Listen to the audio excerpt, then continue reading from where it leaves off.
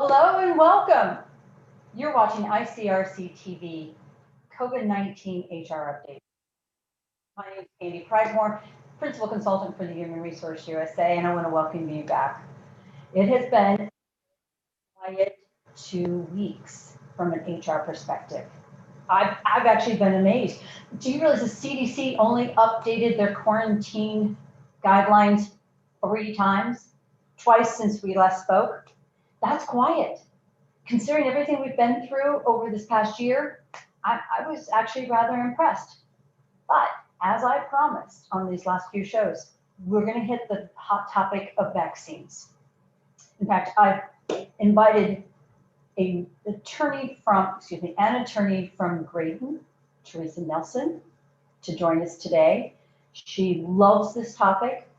She's working with her clients on it currently, and I thought it would be just so appropriate for her to kind of kick us off on all the things that employers need to be thinking about. And then let's not forget, you as an employee, you need to be thinking about some of this as well, because it has to be handled in a very specific way. I mean, after all, no other vaccine is required for anyone here in this country.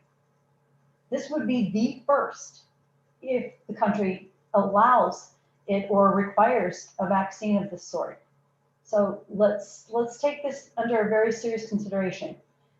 The pandemic's here, it's not going away. But what are we going to do about these vaccines? Teresa, you've been with Graydon how long? So I have been at Graydon. Frankly, I moved there this summer in June during the pandemic because they have a very robust labor and employment practice. And as you can imagine, and as you've experienced, this year has just been exhausting on every level of any kind of advice and counsel with regards to employment matters, because every day is a new adventure, if not 20 new adventures in a day. And so I joined Graydon as part of their team to really have a good foundation and basis to add my skills and expertise to supplement their skills and expertise. So it was a natural fit, but it was a different time to change law firms. I have been an attorney for 20 years, so it was one of those that it just seemed the natural fit at this stage. So I've only been there for a little while, but it seems I've landed in the right place. Good. Well, and we've had representatives from Graydon here on the show before, so we know you guys are solid. But it was interesting. One of the things that you mentioned in the pre-show review was that much of your work is on both sides of the law, how to be preventive and then what to happen or what to do when things do go awry. And when we really look at this vaccine and the pros and cons of it, and as I'm talking to my clients, you're talking to your clients, that's what I'm really trying to emphasize is you need to slow down before, as a business owner, you decide that you want to make this a condition of employment. You need to take all the details and all the intricacies into consideration. And that's what I'm really hoping that you can convey for our viewers today, because this is not just a matter of flipping a switch and saying, okay, from here on out, we're going to be like Qantas Airlines and we're going to require everybody who takes a ride on our airline that you have to have a vaccine. That's not possible for the box company or for the jewelry store or for any of our employers across the country, is it? Pandy, I totally agree with you. And one thing that I seem to emphasize, and frankly, this applies across the board quite often in any kind of an employment decision or in a workplace decision that employers are making, is one size does not fit all. And there is no, this is the answer and this is not the answer. You need to evaluate your business, your contact with the public, your workforce, the availability of your workforce, and really analyze what's going to work for you and what's going to really advance your business. Because if every business took the exact same position, it could be catastrophic for some and it could be great for others. So it's an individual analysis based on a whole host of factors that every employer really needs to take a hard look and not just, oh, okay, I'm going to do this or I'm not going to do it. You need to really evaluate what is right for you, your business, and your employees. Well, let's start right down the line, because this isn't just a matter of a health concern. It's also a matter of getting other agencies involved, like the EEO. They've got a huge voice in this, don't they? So that when you're looking at this issue, the way that I kind of present it is the EEOC, or the Equal Employment Opportunity Commission, has not technically weighed in on the COVID-19 vaccine. However, we look to the history to see what's going to happen in the future, right? Mm-hmm. So there was a pandemic, a declared pandemic back in 2009 due to the H1N1 virus. And at that time in 2009, the EEOC issued some guidance on how to prepare your workforce for a pandemic. And this can be found on their website. And it does give a lot of good insight on what issues kind of are triggered by a pandemic and what employers can do to address certain issues with the pandemic. And because COVID-19 was declared a pandemic by the WHO back in March and April, these would technically potentially apply. Again, they haven't specifically weighed in. And if you actually look at their website today, the EEOC's website says that there is no COVID-19 vaccine. Well, obviously we know that's not true because people in the US are getting it, but it's still, I mean, you know, government agency hasn't necessarily updated their website. Okay, but you can kind of look at their website to see and maybe forecast where and pinpoint some of the issues that come up. So I want to kind of talk about the implications and the laws that are addressed in that guidance to kind of give you some insight of maybe to things to consider. Good. And there's a few different laws that the EEOC triggers. Number one is the Americans with Disabilities Act, because this is considered a medical examination. And similar to the changes, and, you know, a year ago, you never would have taken any of your employees' temperatures when they walk in the door. After the pandemic, that somewhat tweaked a little bit. So as part of the ADA, the Americans with Disabilities Act, an employer can require employees to get a vaccine. Absolutely. However, under the ADA, there has to be that you may have to provide exceptions to your employees if they have a valid medical condition which prohibits them from taking that vaccine. So while it's allowable, there are exceptions under the ADA. The second law that comes into play and that everyone needs to kind of be aware of and keep in mind is it's Title VII, which is basically the anti-discrimination, anti-harassment, anti-retaliation federal law. Every state has a similar law, and they basically kind of work hand in hand. And under Title VII, again, the EEOC says, yes, you can mandate that your employees get a pandemic-related vaccine. Again, this was based on H1N1, but possibly COVID-19. However, you would have to give an exception to any of your employees that do not want to get that vaccine due to, and it's the religious belief exception, and it's truly held religious beliefs could provide an exception. So those two laws immediately get triggered. Now, so again, the short answer is, can you make somebody be vaccinated for COVID-19 in order, you know, to hold their job? Yes. Should you? That's a bigger question when it comes to the EEOC guidance, which again, in kind of triggers off that ADA as well as the Title VII considerations. Now, other than the EEOC and other than ADA and Title IX or Title VII, there's other stuff that kicks in. And at least from my perspective, that depend, again, one size does not fit all. Depending on your workforce, you also might need to consider. So another issue is, do you have a union? or does the National Labor Relations Act apply? If your organization is under a union contract, that can't be ignored. You need to look at that. And number two, under the National Labor Relations Act, even non-unionized employees can raise what's called a concerted activity for the benefit of all employees and say, we don't want to do this. And that potentially could give some protection to somebody who doesn't want to. So at the very basic line, those are three different federal laws that kick in when you're making this decision.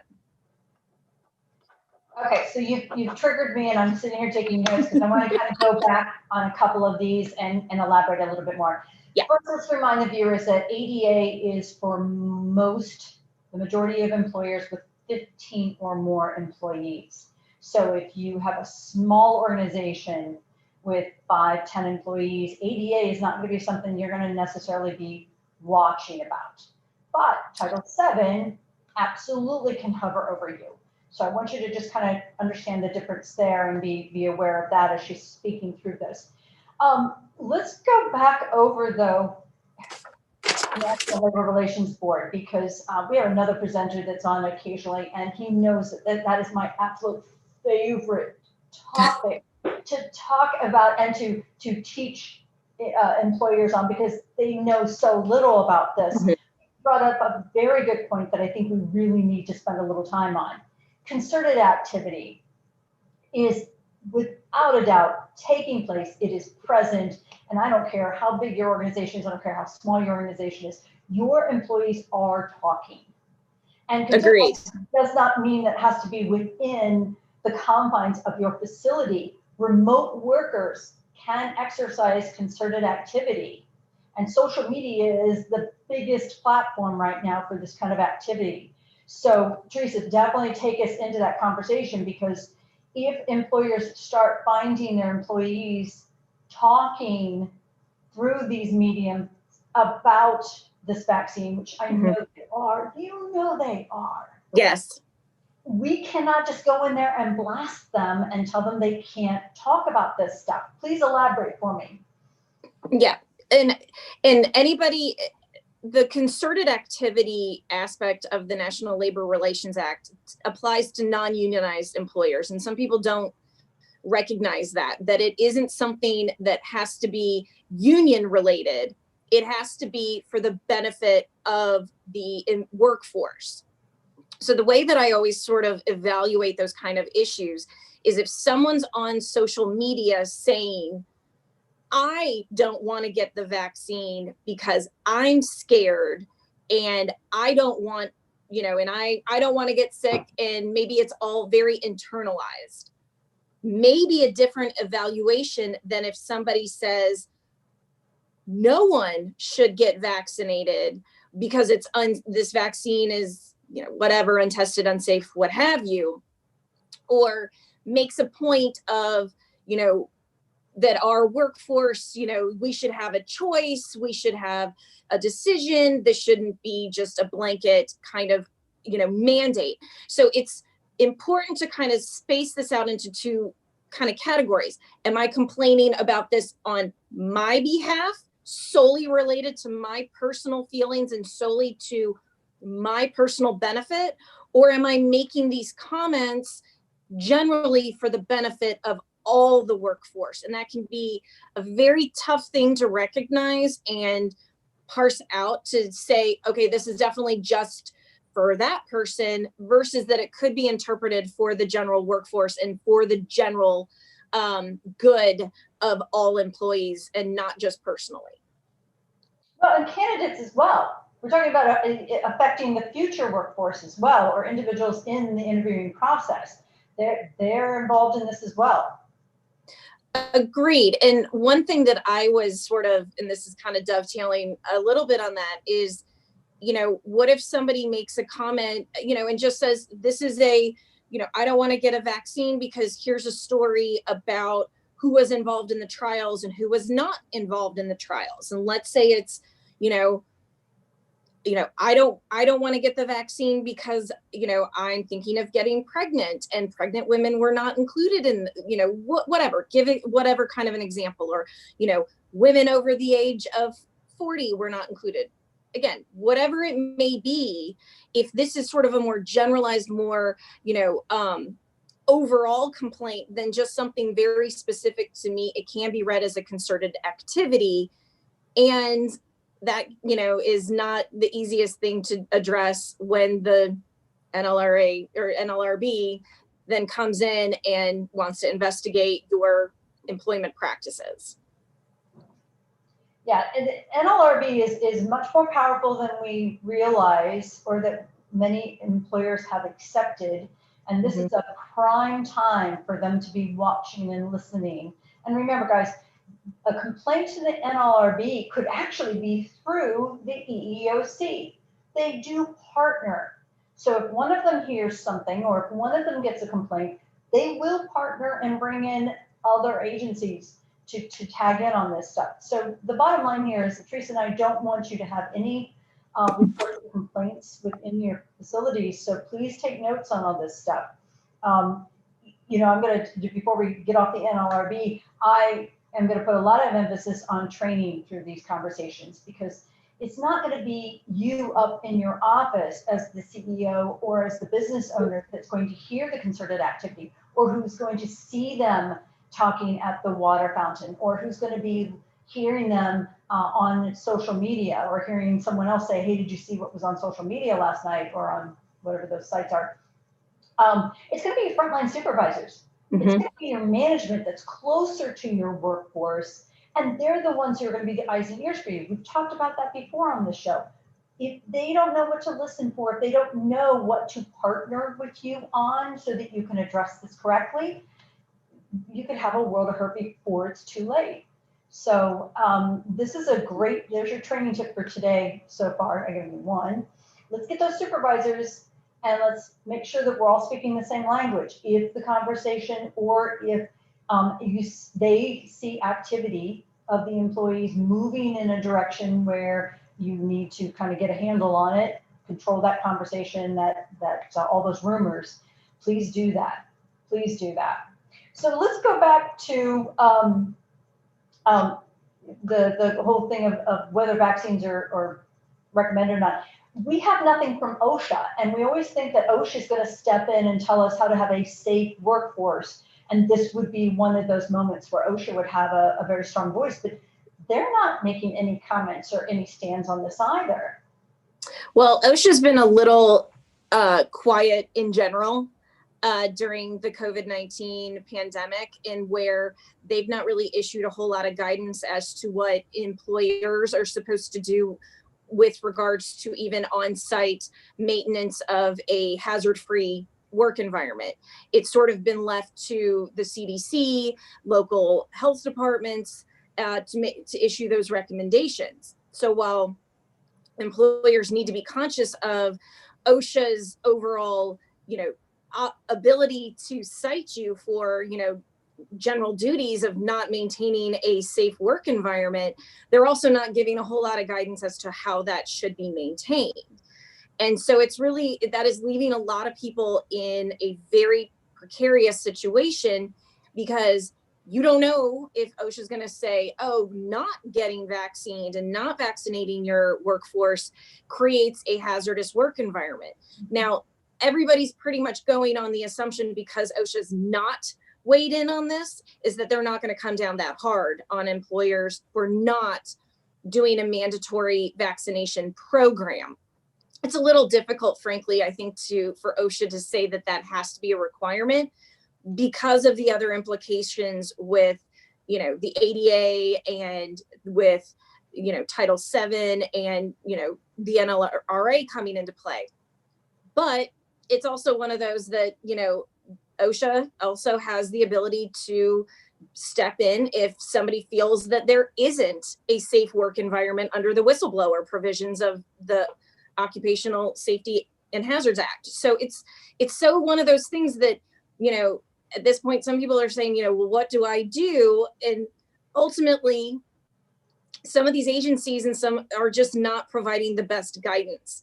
They're sort of giving a little bit of a tidbit, little bit of nuggets, or staying a little bit quiet. And so it's sort of at this point, some people are just saying, let's figure out a best practice.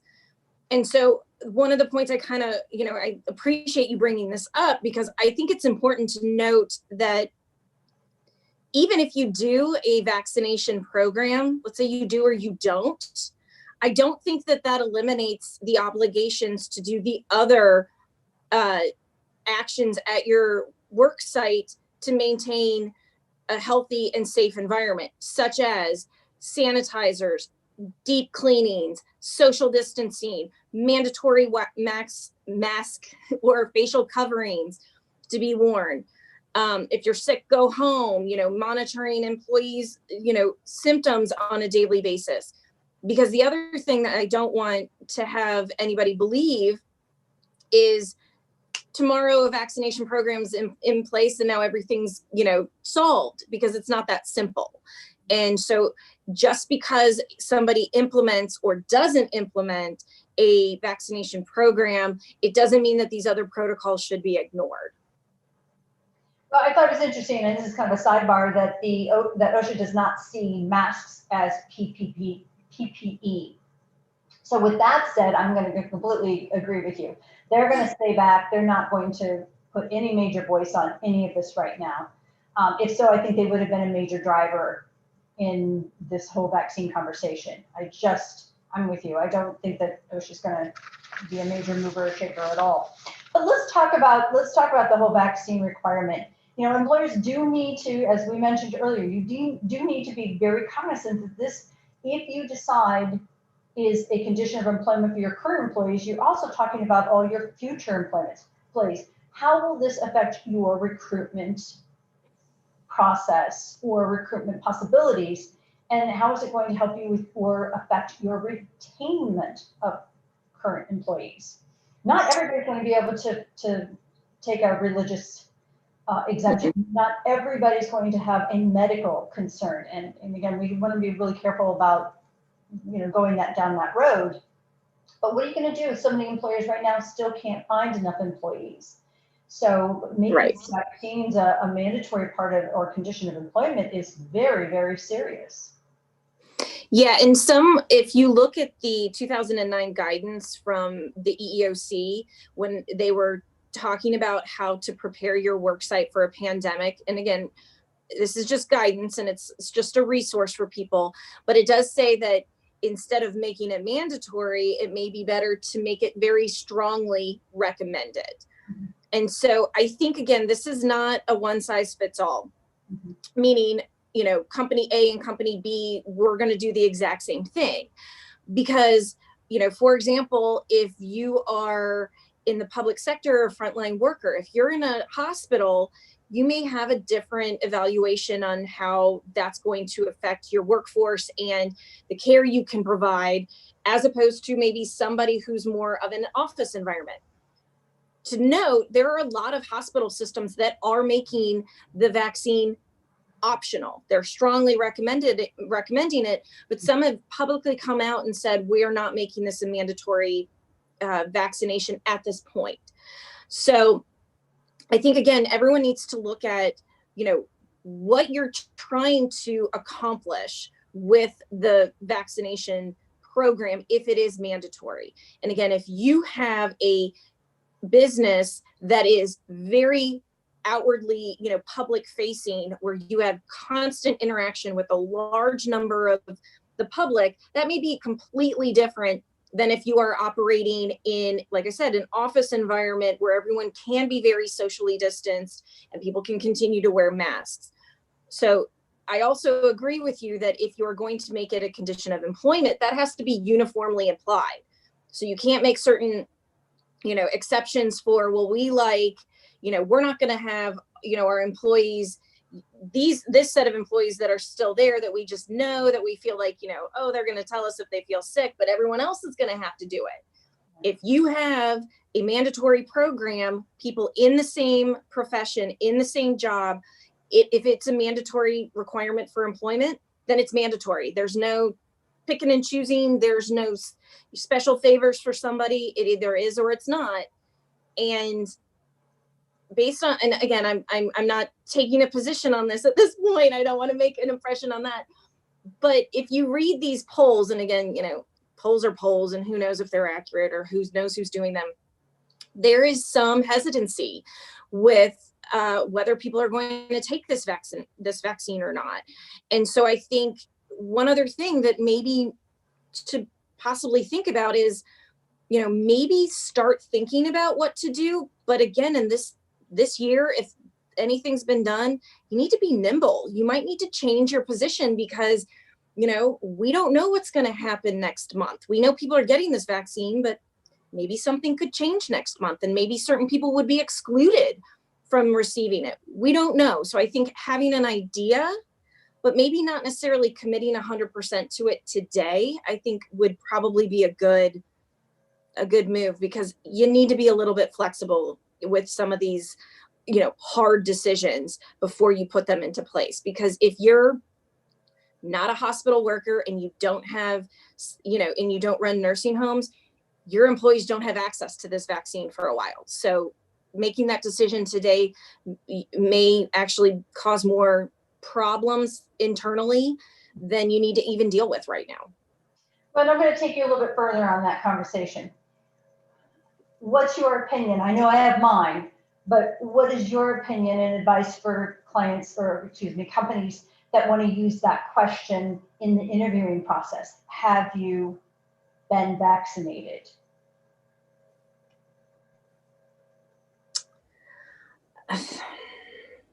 Okay, so you're with me. It's so one of those. You're with me. You're right now, I just say, you know what?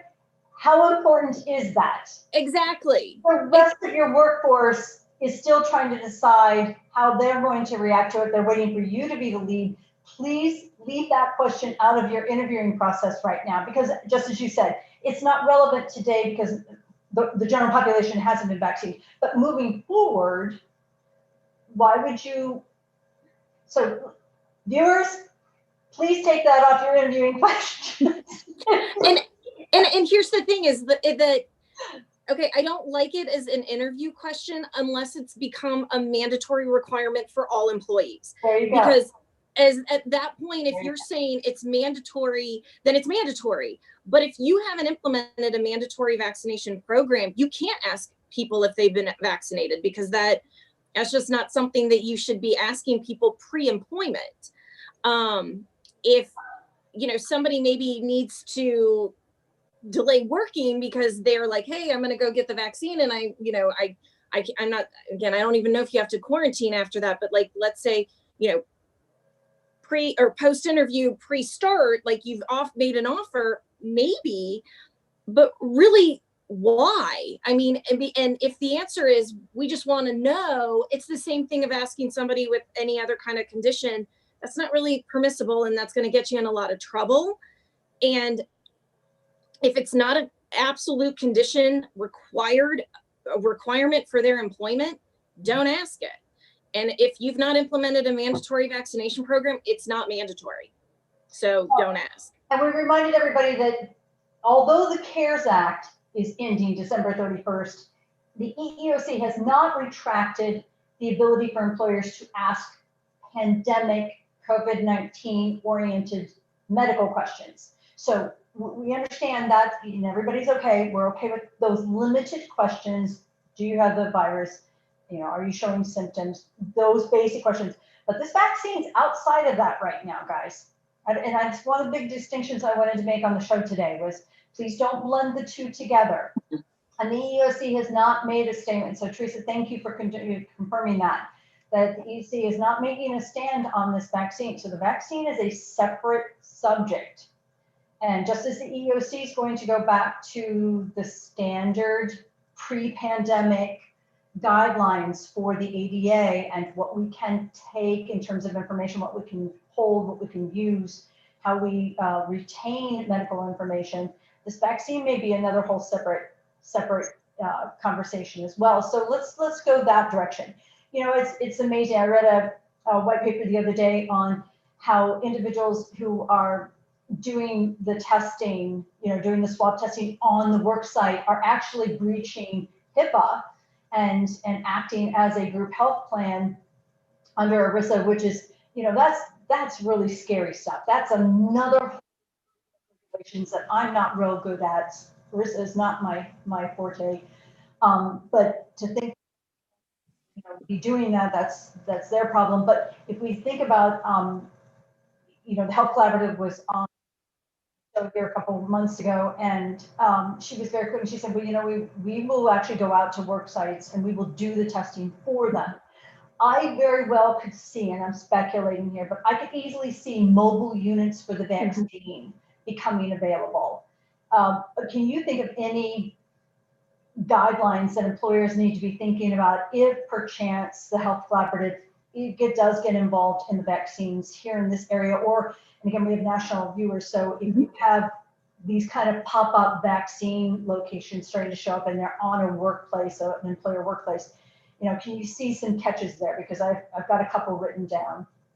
Sure. And I think that that's a very likely situation because, for example, if you run a healthcare facility or a long-term care facility, or frankly, anything that's, public facing, government agencies, I could very well see that if they're going to implement a mandatory vaccination program, the easiest way to ensure compliance and that everyone has received the vaccine and that it's paid for appropriately is to do it on site. Because, obviously, if you're going to make it mandatory, you got to kind of pay for it. You got to make sure that your employees are not out of pocket for this. So, good point. Yeah. So it's really one where you need, I 100% see this happening because, it's in my mind, it's not the same. But I could see, a lot of different companies have, flu shot drives where they have somebody come in and they offer a flu shot every fall during flu season. I don't think it's going to be the same, but it's somewhat of the same considerations to be brought into place. Again, people can refuse if they land in one of those exceptions, meaning if they have a medical condition that prohibits them from getting the shot, which that would be dealt with before the day that this, caravan came in. And if they have religious, legitimately held religious beliefs that would exempt them from this program. Now, the other piece of this is you kind of also hit on is it's not necessarily only a HIPAA and ERISA issue, which again, I'm not an ERISA expert, but any vaccination is also a medical record under the Americans with Disabilities Act. So therefore has to be held confidential and outside of the employee's normal personnel file. So those are some things to consider. And I know some other questions were coming up, or at least people are sort of, asking, well, what if we require this and we do it on site and somebody has an allergic reaction?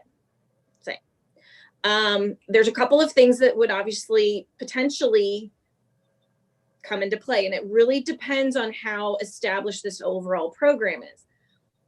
If this is a quote unquote injury that is sustained by your employee during the course of their employment because of a mandatory vaccination program, it most likely, and I'm not guaranteeing anything because as an attorney, I don't guarantee anything, would be covered under a workers' compensation claim.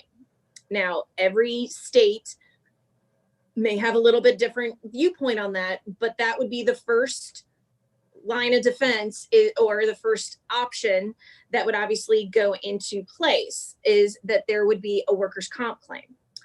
And additionally, and I'm going to look at my notes, so apologize for this because I want to make sure I get the right name, is there is it's the PrEP Act, which is the Public Readiness and Emergency Preparedness Act, which also provides for certain levels of immunity for COVID dissemination of vaccines.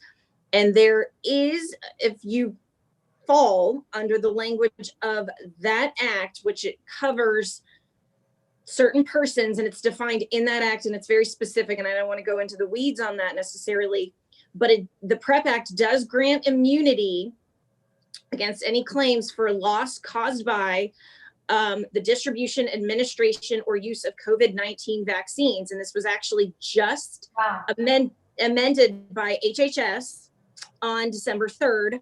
Obviously, probably prepping for this type of a thing, but it's one of those are two things that, you know, I would say, in addition to state law, because, you know, I don't know how New Mexico's workers' comp program would work, or how, you know, New York's or Florida's. Everybody needs to look at their particular state workers' comp program, but first line of defense would be a workers' comp claim if there was an injury or a reaction or some sort of issue that arose. And then the second line of defense would be the PrEP Act. That's good. I did not know about the PrEP Act, so I learned something. Thank you, thank you, No thank you. And we've talked about the different states having different requirements through all of this. So thank you for reminding the viewers of that again. Keep in mind too, only a very small amount of states here in the country have their own workers' comp programs. The rest of the states all have to go through, you have to go through a separate insurance company. Mm-hmm. So if your employer has employees in 5 different states, there's a good chance that they're covered under a traveler's or a Chubb plan like that. So if you are an employer and you have those plans, I would be watching very carefully. Remember how if you're a consultant or your labor law attorney talked to you about medical marijuana and how your insurance would cover workers' comp claims under medical marijuana, there were a number of programs and insurance plans that would not cover medical marijuana. This is going to be one of those kind of outside topics that you're going to want to do some research on. And trust me, they're spinning their wheels right now trying to decide what the numbers look like in terms of what kind of coverage they're going to have to provide. And so definitely put that on your to-do list if you are a business owner or have that responsibility, because that's a very good point. And again, you know, we still have the question of what goes on the 300 report for OSHA right now. And a lot of states have made this state of immunity for COVID cases within the workplace. So the vaccine's not going to be any different. I completely agree with you on that. They're going to just sit back and see what the likelihood is of these reactions, because nobody knows. Nobody knows. But I would say, you know, it does create a different kind of a question if you are doing an on-site vaccination program and something happens. Because if you mandate it and people are going to their primary care, you know, it may not be an on-site injury. Again, if you are in your office or at your facility or in your, you know, warehouse, and, you know, again, somebody faints or somebody gets an allergic reaction, we don't know. We don't know if that would actually qualify to be on an OSHA 300 form or not. And that's unfortunately kind of remains to be figured out. And so that's a consideration to make if you're going to implement this program and bring a care provider in-house in order to administer that vaccination. Yeah, again, before, the CDC is not a place to be afraid of, but they now have frequently asked questions about COVID-19 vaccines. As a viewer, I would recommend if you have authority within your organization, if you are going to be one of those decision makers as to whether this is something you want to do, I would tell you to not only take what Teresa's been giving you in terms of advice, but also go on the CDC website. This might answer a few of your questions as well. Oh, by the way, this is dated December 13th. I didn't check it this morning, but it could have changed. So, oh, and by the way, Teresa, we have a motto on this show: change is the only constant in the universe. Oh yeah, agreed. So, I can tell you that it probably won't change the title, but the content will also change. So there's some additional resources for you, because this is not, again, this is the whole conversation of vaccines is going to be here for a while. Your employees are a little off balance anyways. I still have not spoken to a single one of my clients who have remote workers where everybody is even keeled and really, you know, settled in. And I don't care what the Bill Gates of the world say or the Fauci's. And look, guys, they're not living your life. and they're not running your company and they're not looking your employees in the eyes. You need to surround yourself with people who will partner with you and give you advice that's appropriate for you and your organization. We've talked about this. A good labor law attorney, if you can find a good, competent consultant, you want them in your life to walk through these scenarios. So with that said, I want to move on to another conversation, and I'm going to pull Teresa in on this one as well, because again, I think it's very, very COVID related. The Department of Labor, as we mentioned here a few months ago, was working on redefining the definition for a 1099 contractor. And as we have talked, when we were talking about employment, you know, a number of you as companies have been so hard pressed to find the competencies and skill sets that you've been needing. And now that we have all these remote workers, it's been easier for you to go out and get the 1099 or the gig worker. And some of them have worked out really, really well. Mm-hmm. But you got to remember that it has to be a true gig or a true 1099 role. So I asked Teresa if she would help walk through what the proposal looks like as of right now and how you should be looking at this for not only your workforce today, but moving forward as we continue through this pandemic. Because again, remote workers they may be here to stay in a lot of cases. If it doesn't, if that fits within the essential work functions. Had to throw that one in. Yeah.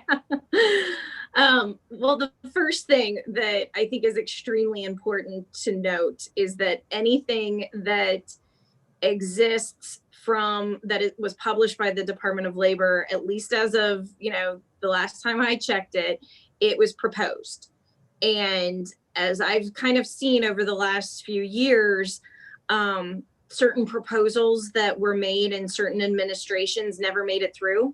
They were reversed. They were, people like this happened when, they were going to change the exemption for the executive administrative professionals for overtime, and everyone went crazy and changed all sorts of stuff, and it didn't happen, and it then quietly passed basically last year. So at the very outset, the issue is you got to keep in mind this is a proposal. And I mean, from my perspective, I think it's even a little bit, I think it could be great, because I think that you're right, that there's a big section of the workforce that doesn't want to have the constraints of being an employee, that they want to work for a variety of different companies.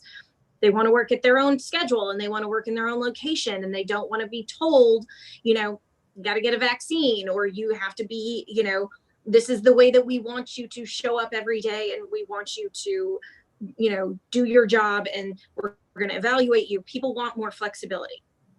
On the flip side, this has been a subject of an extensive amount of litigation as to having somebody being misclassified as a 1099 and that we're actually in essence an employee. So and unfortunately I don't have it in front of me, Fandy, so this is going off my memory, but I had to reference this the other day, or I was looking at it.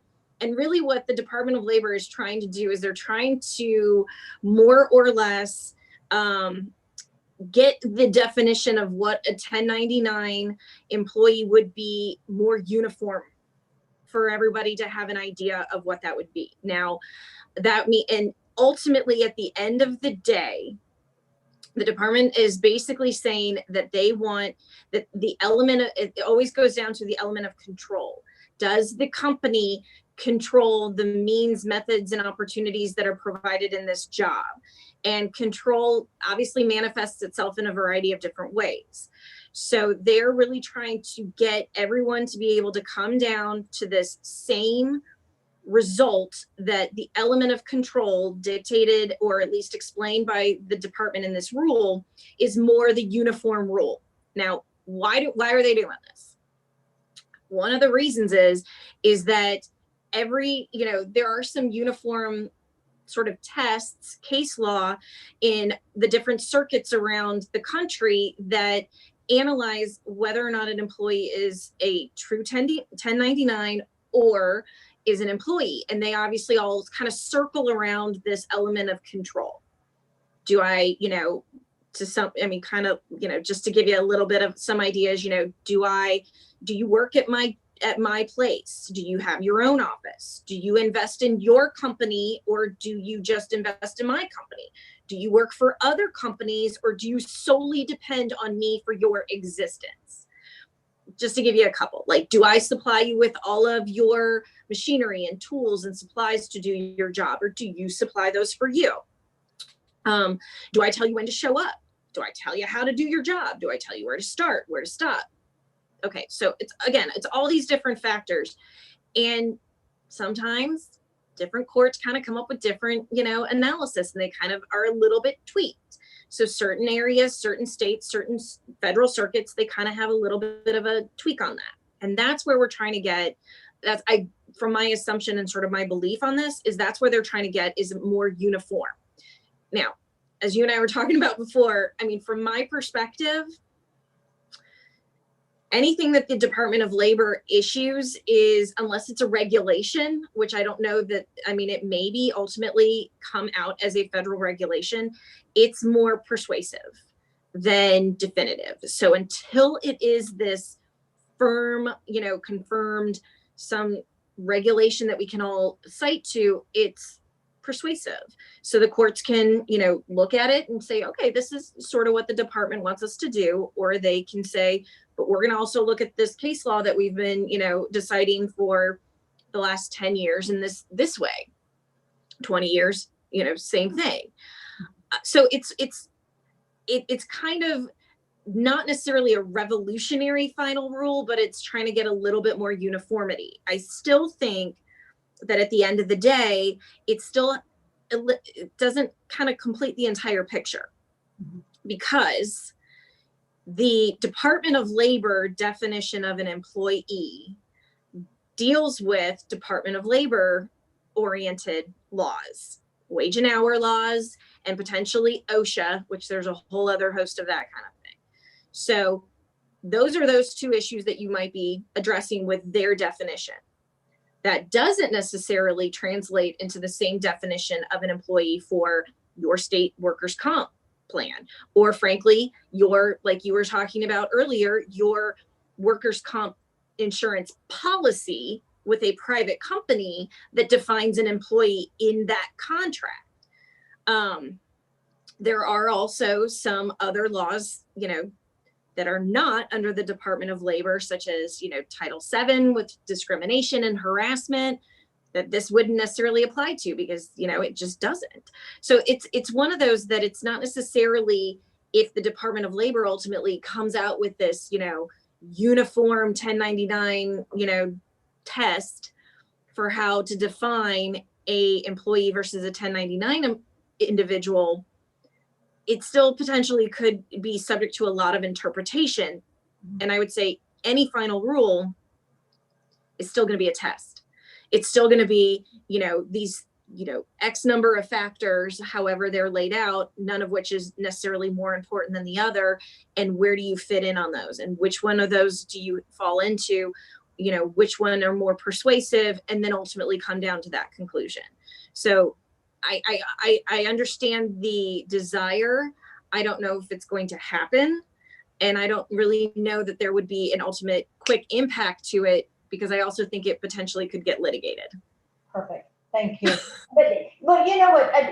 Sorry, that was very long-winded. Sorry.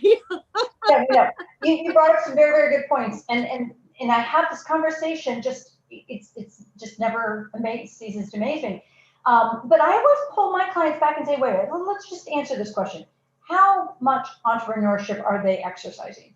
Are you the only point of revenue for them, or are they able to go out and work for other people? And you mentioned that. So entrepreneurship is huge for this, because again, remember, 1099 independent contractor is supposed to be an entrepreneur, right? The other thing that I always try to bring back on to my clients is, how much is this individual able to control their profitability? Are you setting the rate, or is he setting the rate? Is he able to change that rate?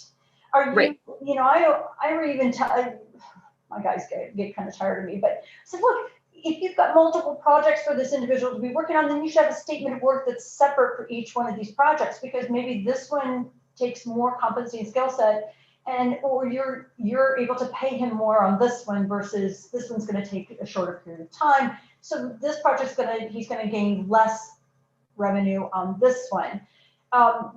These again, and we've talked about this on the show, guys. If you're a consistent viewer, you've heard me say, if you have questions about this, talk to your labor law attorney or call me and I will walk you through this stuff. But you've got to understand, as Teresa said, these are huge cases. And they're not going to just take the one employee that calls and says, hey, I think I should have been an employee.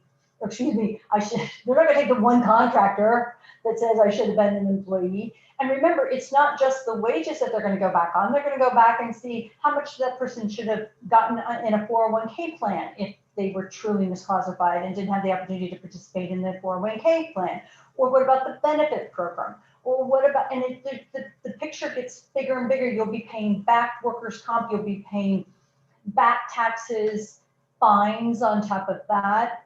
So this is a huge topic. And again, I'm still bumping into this enough to say that during this time of COVID and pandemic, I understand remote workers are getting easier to deal with, and you have a greater workforce through a gig worker or an independent contractor to help you meet your needs. But you've got to understand that those rules have not been changed by the pandemic. Nope. Those guidelines of wage and hour are not moving. And the one major government agency that I didn't even mention was the IRS. Remember, if you're not paying them correctly, you're not paying employer taxes. And that independent contractor may not be paying all the taxes he should be paying as an employee. So it's a huge, huge hill that you just don't want to go into. So thank you, Teresa. I know I didn't necessarily prep you for that one, but I appreciate your help on that one. I always love a curveball on a big old legal issue that I'm like, oh man, let's think back in my brain and see if I got all that. Oh, you're good. You're good. Guys, as I started with the show, the CDC has revised their guidance on quarantine, and I'm getting questions every day. How long should this person be in quarantine? Should this person be tested? Should this person have a doctor's form to return? Again, the FFCRA programs are going to go away as of December 31st, but you are bound and tied to them today. So December 13th was the last update for quarantine guidelines. I don't know that it really changed that much, but just be aware that you can pull those off or give me a call. I'll be more than happy to send those to you. I did have some requests for the FFCRA request forms and response forms that we mentioned on the last show. If any of you did not ask for that and would like to get that, again, we're talking about the documentation to verify that the event that the tax credit's being awarded or used for is a COVID-related event. And that documentation has to be maintained for 4 years. So as I mentioned on the last show, this is a good time for you to be doing some self-audits. You really should be going back through and making sure you've got all the required information for the IRS. Have it set aside in your COVID file. Remember that one too. And be aware, because I tried really hard to get someone who could speak to this on the show today, and I'm going to try to work really hard for the next show. But the IRS did put out Notice 2020-54. These are the requirements for reporting on the W-2s or in a separate format. What monies were paid out to each employee, the total amounts, and how that's all supposed to be recorded. By the way, this is don't you love it when I do this? This is a 10-page document. So just one more thing that if you're trying to do your own books, that's something you can't ignore. You're going to have to sit down and read all that. I would pray that you have a good CPA. We've been telling you to get a good CPA or a good banker so that they can just walk you through this process. But this is non-negotiable stuff, guys. This is non-negotiable. You have to know how to do this. And W-2s, you have to have all your numbers and everything ready here in the next 3 weeks, or maybe 2. So get with your CPAs now about this reg and make sure that you've got all your documentation in preparation for that. We've always got more stuff than we have show for. And I want to say, Teresa, you've been a real joy. Thank you so much for working this in your busy schedule. I heard nothing but great things about you. And I'm really, really thrilled that you could join the show. Is there anything that you would like to tell the viewers based on anything we've talked about today that you think is important? I mean, I think I always just caution everybody to kind of take a breath and not make certain decisions just because you hear the latest news of something that's coming up. Is take a breath, take a step back, evaluate the issue, evaluate how it's going to impact your business, consult with your professionals, get good advice, get informed advice, get people who know what they're talking about, that have, like you were talking about, that people who know the developments and the different laws related to COVID. You don't want to talk to somebody who doesn't know that the FFCRA is expiring and they haven't renewed it, at the end of this year. But what does that mean? And what do I have to do? You need to have informed advisors and then make informed, rational, and really impactful decisions for your workforce and for your business. And so I always just sort of say, let's take a breath, let's talk it through, let's figure out the best way to work this out for you in your business, not just something that, came out in the latest headline. Well, and I'm going to add one more thing on that, Teresa. This is for all of you viewers. I don't care that you only have 1 or 2 employees. Remember, the PPP money was there for the independent entrepreneur. This is affecting all of you. So I was at a gathering. It was a birthday party. It was limited, very small, but I was talking to a business owner and they have property management. They have people all over the city. And she said, well, the FFCRA I don't even know what you're talking about. That couldn't pertain to us. We're just too small. No. Champagne got put down. No, we Now we're working. And nothing to write off. No, viewers, you have to understand, and please, if you know of a company or if your employer is not offering you these programs or is not talking to you about some of this stuff, please have them watch the show. Have them call Teresa over at Graydon. You can email her at Graydon. Her or one of her colleagues will be more than happy to walk you through and catch you up. Let me know what you're missing, and if I need to pass you over to Graydon, I'll be more than happy to do that. But don't let all this go by thinking that you can use plausible deniability as your escape. There is none. There is no plausible deniability. And that's why we've been so grateful to have this show. ICRC has been just extremely generous. They wanted the community to understand just how important these topics were for HR updates. So I have to thank them again for 1 more hour. There's so much more that we can talk about. Our next show will be on the 29th. We're going to pick up where we left off in terms of vaccines, because again, who knows what's going to change over the next 2 weeks. It'll change. Well, hopefully we'll have a relief package. That's what we're really, Pandy, you're very hopeful. I really appreciate that. I know, but you know what? I think it's important on the next show that we're going to talk about some of the policies that you need to be making sure are oriented towards the pandemic. And there are a number of those. And this is a great time again in 4th quarter to be thinking about that. But that's what I do, because I'm Pandy Pridemore, Principal Consultant for the Human Resource USA. Thank you so much for being with us today. Please take care of yourself, and we'll see you here in 2 weeks.